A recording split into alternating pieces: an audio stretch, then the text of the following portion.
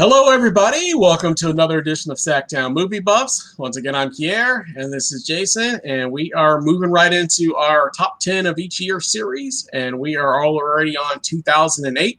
If this is your first time watching our show, we've been doing basically our top 10 films of each year, starting back from 1995, and we are already on 2008, man. So we're moving right along. Only like 12 years to go. Well, no, we already did. Well, yeah, so technically 11. Yeah, technically. But by the time we finish, it'll be 2021 probably. It'll be time to do the 2020 list, yeah. So definitely. Well, cool. Well, we got a lot of films to cover, so I'm going to say we just get right into it. Before we begin, we both had homework assignments. So Jason challenged me to watch a film from 2008 that I haven't seen, and I challenged Jason to watch a film from 2008 that he hadn't seen, that I had seen. So I'll go ahead and start with his challenge film for me, and then you can do yours. So your challenge for me was Hellboy II. What was the other part of it? The Golden Army. The Golden Army. So so Hellboy II, the Golden Army, is basically, about like some pact that was created like centuries ago between like elves and humans and monsters, and I don't know, it's a long explanation. Basically that they wouldn't do battle or war with each other, and there's like this Golden Army that once they're released would basically destroy the world, that kind of thing. And so one of the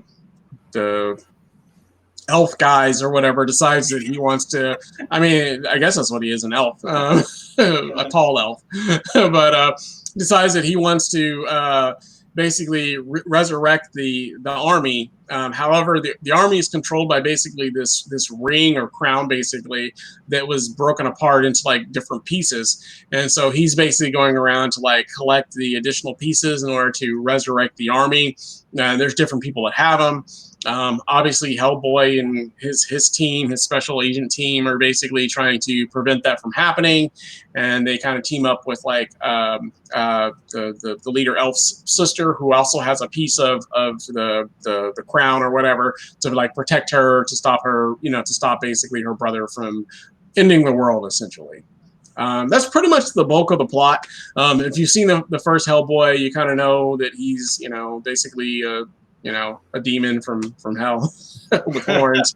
And then, he's got a group of team of, this guy that's on the cover that is intelligent and can like touch you and read things about you. And I don't know, he's got a bunch of other powers. And then his girlfriend can like set herself on fire, kind of thing. So that's pretty much the gist of it. I just couldn't get into it, man. It just wasn't my jam. I'm sorry, man. It just wasn't really my jam. I didn't really care for the first Hellboy. It just reminded me of kind of like a watered down version of like Men in Black or something. So it's like some secret department that goes after these like monsters and things like that. But in this case, they are actual monsters. I don't know. It just didn't register with me. But I wasn't a big fan, unfortunately. So. I'm gonna give this one a 2 out of 5. Man. Yeah. Oh well.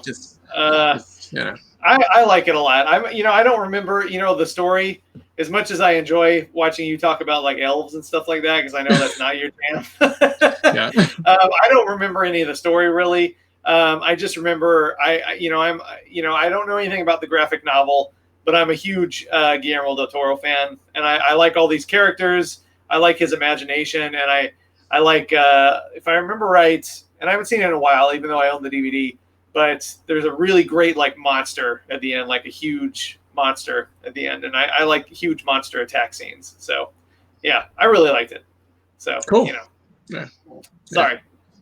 I kind of had a feeling it would go this way, but I thought maybe you would be cool and surprise me. I am cool, but I'm not going to surprise you, unfortunately. Okay. So, but cool. Different strokes for different folks, man. You had a homework assignment as well, and I'm sure you're going to love this, which was Transporter 3. So tell us about that one. Is there anything to tell about that one, really? Other than it's amazing. Okay. Yeah. So I guess it's a double airball this time for our challenges. Yeah, I did not care for this movie, man. I'm sorry. I maybe it's because I didn't miss the crucial storytelling piece of Transporter 2 because I only saw Transporter 1 and hated it. I only saw Transporter 1 and hated it. That's the problem, man. That's the problem. Oh, so that's it. That would make everything better. Yeah, man. You see part 2. You gotta follow that series, man. Boom, boom, boom. Any classic trilogy, it's like missing Godfather 2, is what you're saying? Yes. I mean, you see Godfather 3, you don't know what's going on, man. Right. Yeah.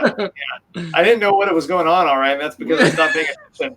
But yeah, sorry, man. It's not like that kind of like European action thing is just not really my cup of tea. Like, I mean, I like some of that stuff. Like, I really like The Professional. I really like that movie. But this is not that kind of movie. It's just very forgettable. But I mean, like, the acting is not very good. The characters aren't interesting. The villain is not very scary. The action scenes are just kind of mediocre. There's no suspense. The love interests in here, she could barely speak English. Not that that's a bad thing. I mean, The Fifth Element, that can work. But she just was not a good actress. I don't know who she is. Maybe she's a good actress in other movies. But yeah, it's just like, it's one of those movies that was like 90 minutes and I forgot about it 90 seconds later. So you loved it. Yeah, I loved it. Yeah, I loved it. I like Jason Statham. I've always liked him, even though most of his movies are like this. They just don't do anything for me. I love both of the Crank movies, and I like a couple of the other movies he's in, but like whenever he's like the main star of the movie outside of the Crank movies, I think, they're just like throwaway stuff. It's not my cup of tea. So I didn't enjoy this. I don't even know what happened in it. I think there was a train at some point, but and it was just a few days ago. That's not good. Yeah. Well, fair enough. Fair enough. All right. Well, what grade would you give this one then? Oh, I'd give that a 1.5 out of 5. So that's like a D+. Sorry, man. All right. I liked it even less than you liked Hellboy 2. Yeah. Cool. All right. Well, sorry, man. Thanks they can't all be winners, I guess. No. All right. Well, sounds like we missed the mark on this one for both of us. Well, it's not going to affect my top 10, and probably not yours either. No, definitely not. Since neither one of those films are going to be in either one of our top 10s, I think probably. So, all right. Well, moving right along, we'll go into our real top 10. I'll have you kick it off if you don't mind. Your number 10 film of 2008. My number 10 movie is a documentary called Anvil, the story of Anvil. So it's a documentary about, it got a lot of really good reviews when it came out because a lot of people compared it to Spinal Tap, which, Spinal Tap is a mock documentary about a fictional heavy metal band.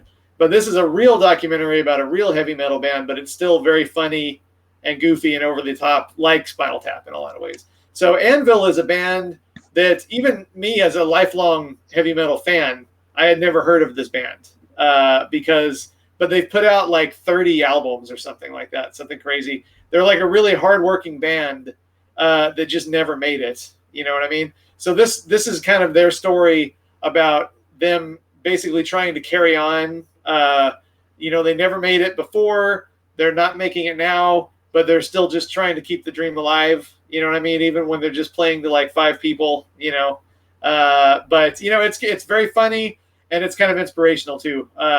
And fun story is that we did a special screening of this at the Crest, which is the movie theater that I worked at.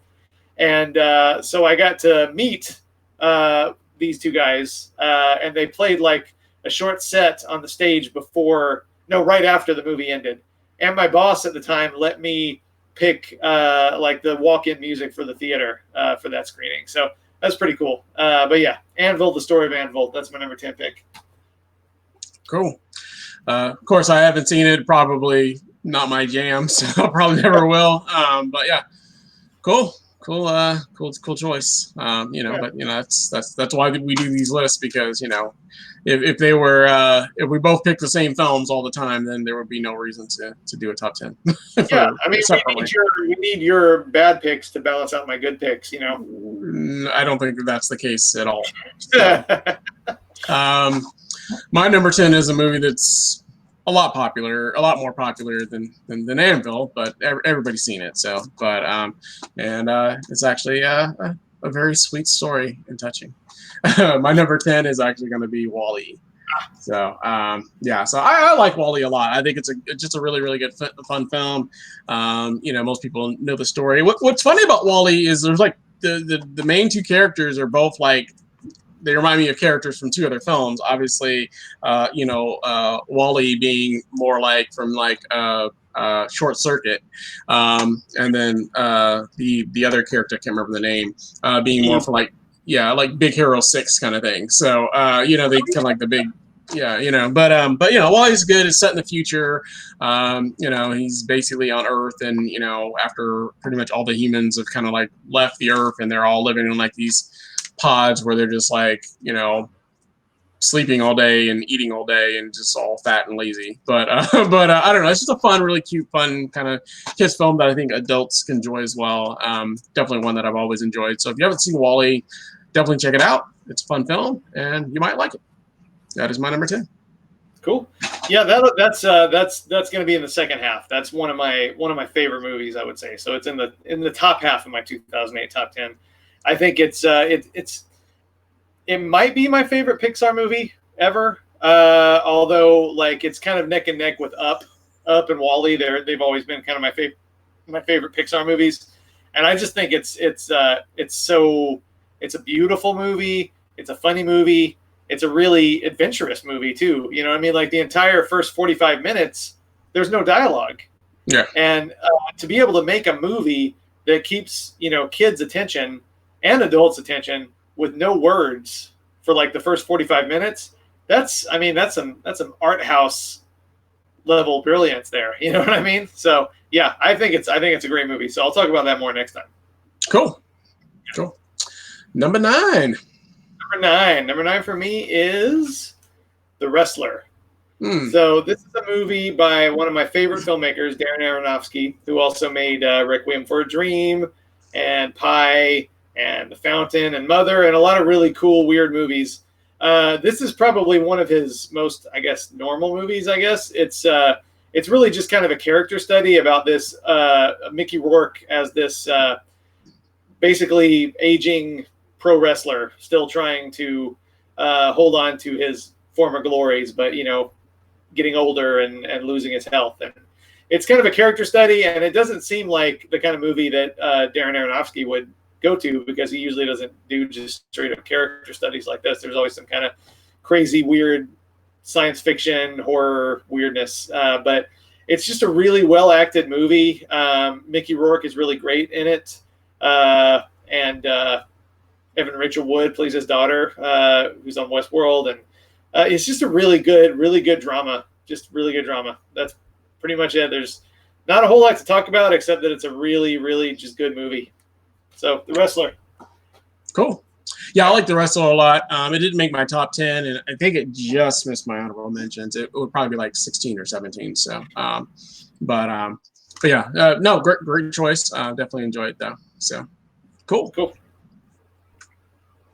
My number 9 is going to be a film that I haven't seen in many, many years, so I'm not going to be able to describe it the best, but it's one that I've always loved, and that is Appaloosa, which is a Western that stars Viggo Mortensen, Ed Harris, Renee Zellweger, and Jeremy Irons. I've always been a big fan of Westerns. I enjoy them all the time. It's just, something that, I always kind of gravitate to. I just like the Old West and gunslinging and just the coolness of that and the characters and that sort of stuff. So that's always been something that I just kind of gravitated towards. So this one, like I said, I haven't seen it in many years, so I won't be able to describe it the best, but there is lots of action, there's lots of gunslinging, which is typical in most Westerns, and definitely one that I plan on watching again, but I'll probably have to watch by myself because no one in my household enjoys Westerns like I do. So but that is my number 9, Appaloosa. Cool. Yeah. I'm not a huge I do like quite a few westerns, but it's not my go-to genre. So I have seen that one, but I cannot say that it's one of the westerns that made an impression on me. I saw it and I forgot about it. Sorry, Pierre. Doesn't bother me. I like the cast. It's got a great cast. There's no argument there. You know? But it didn't leave a lingering impression on me. Sorry, man. Cool. I'm sure will be the case with most of the films in your countdown. I'll feel that way about. Either I haven't seen it or didn't like it. Whatever. I'm just messing with you. Well, we'll find out. What's your number 8? My number 8, you're going to eat your words now because my number 8 is The Hurt Locker. Oh, that's terrible. So, no, whatever. So,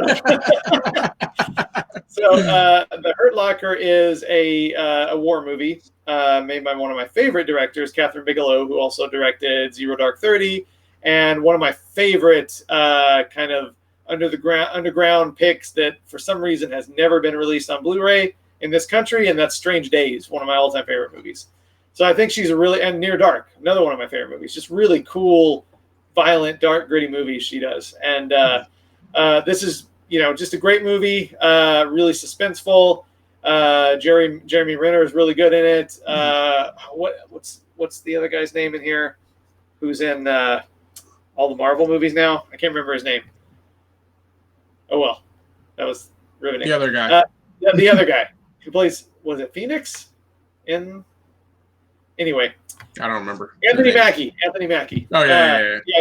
So he's really good in here too. It's just a really good suspenseful war drama, I guess I would say. It's not really an action movie, although there is a lot of suspense in it. But yeah, Hurt Locker.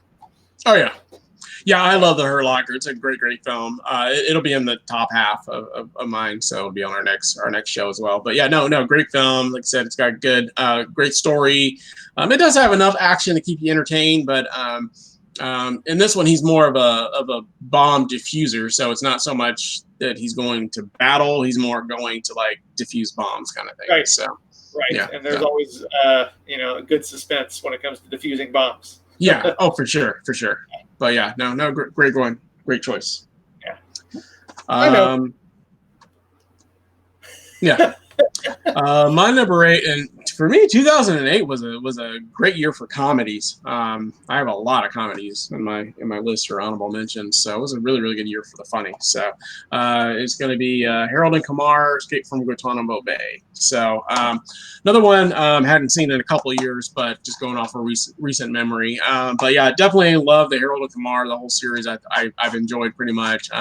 This one's a little bit different. The first one, they're going to White Castle, so it was a little bit on the smaller scale.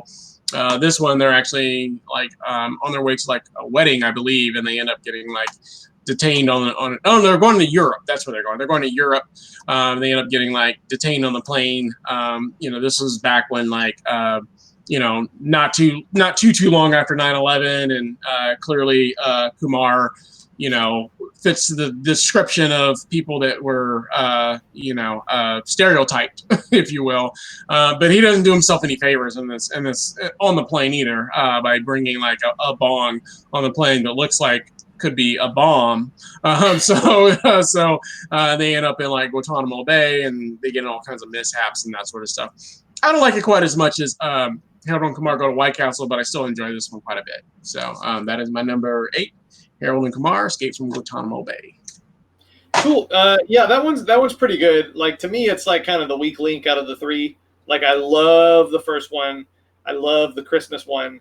That one I only saw once, and I remember thinking that it just didn't make me laugh as much as the first one. But of course, it did make me laugh. And I remember Neil Patrick Harris being one of the best parts again for the second time in that movie. Yeah, so, for sure. Cool. All right. Cool. Number 7. Number 7 for me is not a comedy, definitely at all. And that is a movie called Waltz with Bashir. So not all that well known, but it's a really excellent movie. It's about, I'm not, I don't watch the news very often. So I'm not an expert when it comes to like the conflicts over like in Israel and stuff like that.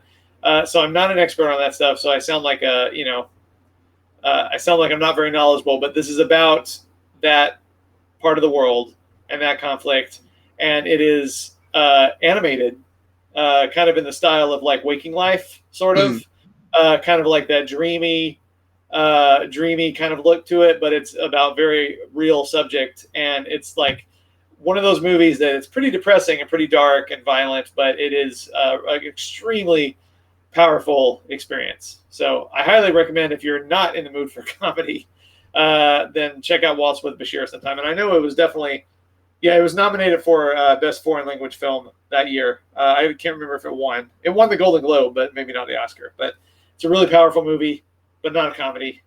So definitely not. Doesn't seem like it. No. Yeah, I haven't seen it, so clearly I can't comment too much on it. But sounds interesting. So it's really good. I almost gave it to you as a challenge, but I went with the fun choice, even though I was pretty sure that you wouldn't like it. Sorry. Yeah, it is what it is. So cool. My number 7 is back on more light, but kind of action comedy. Is actually going to be Wanted, with its Angelina Jolie and who's the guy again? Can't think of his name. James McAvoy. Yeah, James McAvoy. Sorry. So yeah, most people have seen Wanted. Basically, James McAvoy is just kind of like a regular dude working in like an office, kind of getting pushed around all the time, and then one day he learns that he never, I guess, met his father and never knew his father. One day he learns that his father was killed by like this top assassin, and he is basically kind of brought into a rivaling assassins group in order to train, because they feel like he might have the same gifts or skills in order to take out the guy that killed his father. And so he's basically trained to be an assassin by Angelina Jolie, and Morgan Freeman's in there, and Common. It's got a bunch of stars in there actually. So it's a fun, just action film, one that I've always enjoyed. I always have a good time watching that one. So like I said, it's really cool because they can like bend like bullets and stuff like that, like go around poles and things of that nature. So clearly a check your brain at the door kind of film. If you like over the top action, it's just fun and good suspense, then definitely urge you to check out Wanted. Yeah, it's good. I remember liking it. I've only seen it the once. I saw it in the theater, and I remember going to it, because I go see a lot of movies, even when I don't think it'll be something that I love. I'll still go see it usually, and so that was one of those. I went to see it not really expecting to love it, and I ended up liking it a whole lot more than I thought I would. I remember being into it more than I thought I would. So yeah, good choice. Cool. Yeah. Moving on to number 6. Number 6 is the one that I asked you to get the poster for, and you don't own it. Oh, I do. Well, let me explain. My number 6 is Soul Power. There we go. Soul Power. So I do own it. It's a documentary, but I own it because it's included now. It's included as a special feature on the Criterion Blu-ray for When We Were Kings. So.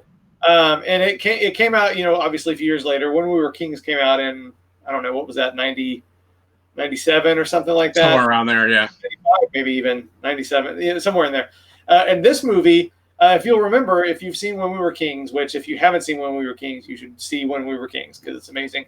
But they're going on at the same time as the fight between Muhammad Ali and George Foreman in 1974. There was also a big music festival that was going on at the same time, kind of tied into the same event. And this movie is focusing, it's kind of a companion piece for When We Were Kings, but it's focusing on the music festival. So you still get to see, it's kind of like, it's a real good companion piece to When We Were Kings, because, When We Were Kings focuses on Ali and Foreman, and you see the musicians a little bit from time to time. This one's like the opposite. It focuses on the musicians, but you still see Muhammad Ali and George Foreman in there a little bit. But it's just a really great documentary if you're a fan of music, like James Brown, the Spinners, B.B. King, Bill Withers, all of these great musicians, like really at the height of their powers. And it's just so much great music. You get to see these great artists kind of behind the scenes. You get to see them going into the villages and interacting with the villagers. and it's just a really fantastic movie, especially if you are a big music fan. Like I'm a big music fan of all those artists. So yeah, I'm sure you can get it like as a separate release or separate rental. But right now, if you get the Criterion of When We Were Kings, it's a special feature, and it's a pretty good special feature itself. So that's my number 6. Cool. Yeah, I'm pretty sure I've seen it. I don't remember it all that well. I remember it being good, but I don't remember like specifically.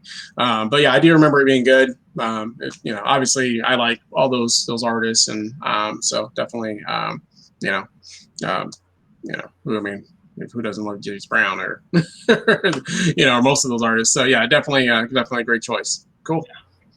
Thank you. Cool.